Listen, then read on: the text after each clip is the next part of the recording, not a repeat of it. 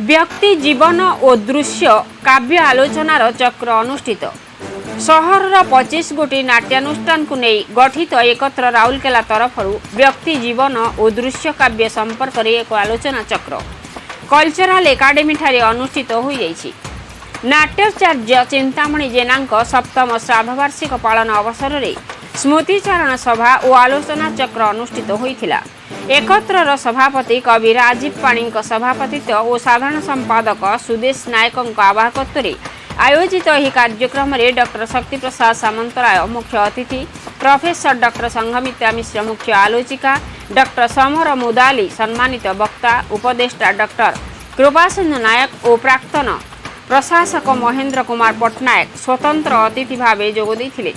मुख्य अतिथि डॉक्टर सामंतराय वक्तव्य कहले जे नाटक और व्यक्ति जीवन परस्पर ओतप्रोत भाव जड़ित, नाटक और समाज परस्पर परिपूरक।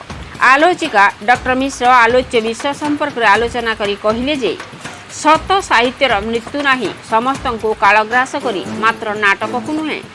संप्रति भारतीय समाज रे फेम आउ नाही, व्यक्ति जीवन आज विपर्यस्त।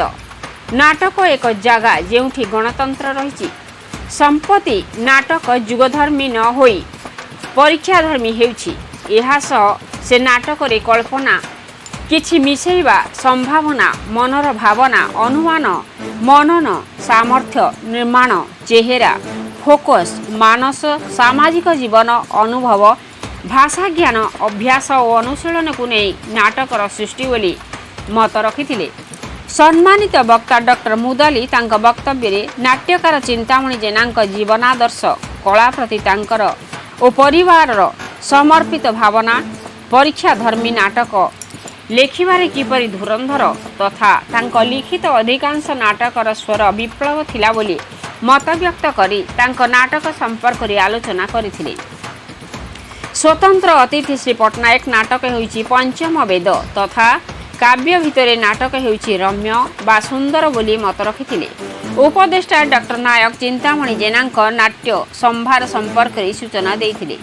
एही अवसर में नाट्यकार स्वर्गत जेना झिया निवेदिता जेना तांका बापांक कृति संघर्षमय जीवन नाटक प्रति समर्पित भावना संपर्क में आलोचना करथिले।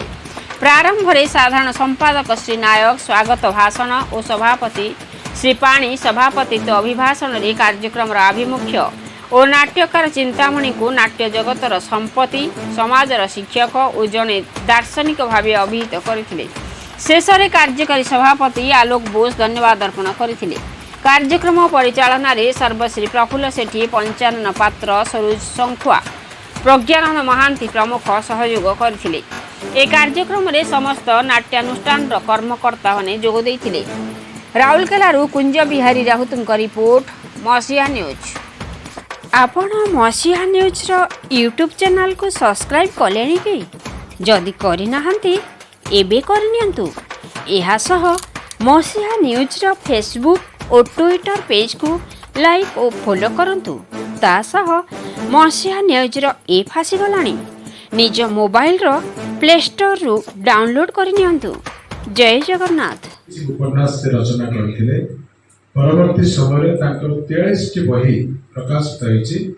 43 टी बही रु 38 टी बही होछि नाटक एवं से 38 टी बही मानक मध्यरु प्रमुख बही जोगुड़िक है संध्या तारा, रक्त तिलक, सूर्य तृष्णा, धूमकेतु, कृष्णचूड़ा, धर्माशोक, चालो आलोक खोजिबा, स्वप्न और सत्य संपर्क रे मु आ बंचिबी नाही, सूर्योदय पूर्वे। भारत सरकार संचार विभाग रे कर्मचारी भाव कार्य करी अवसर ग्रहण करथिले।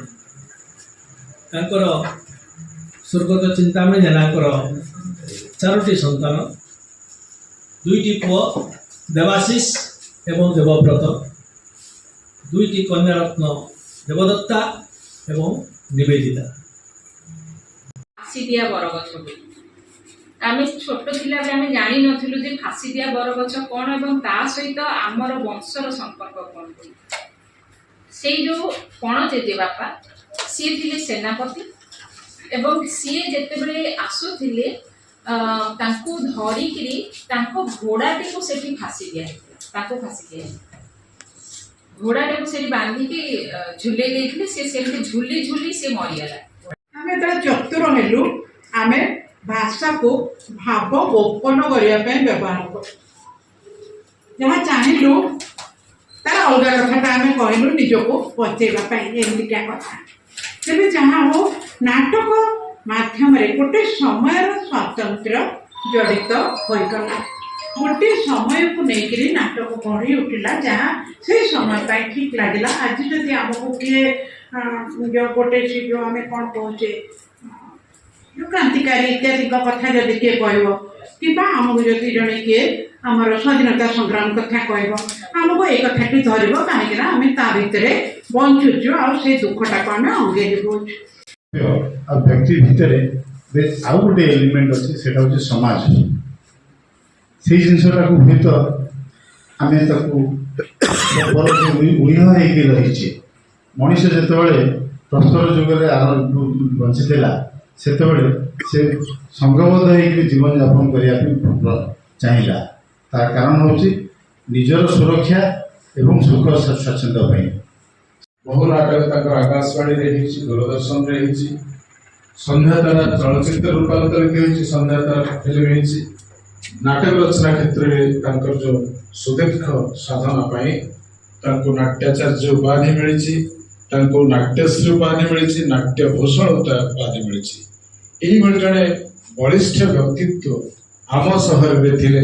ଆଜିର ନୂଆ ପିଢ଼ି ହୁଏତ ଅଳ୍ପ ବହୁତ ଜାଣିଥିବେ। ତେଣୁ ସେଇଭଳି ବ୍ୟକ୍ତିଙ୍କୁ ଆଜି ଆମେ ରାଉରକେଲାର 25ଟି ନାଟ୍ୟାନୁଷ୍ଠାନକୁ ନେଇ ଗଠିତ ହୋଇଥିବା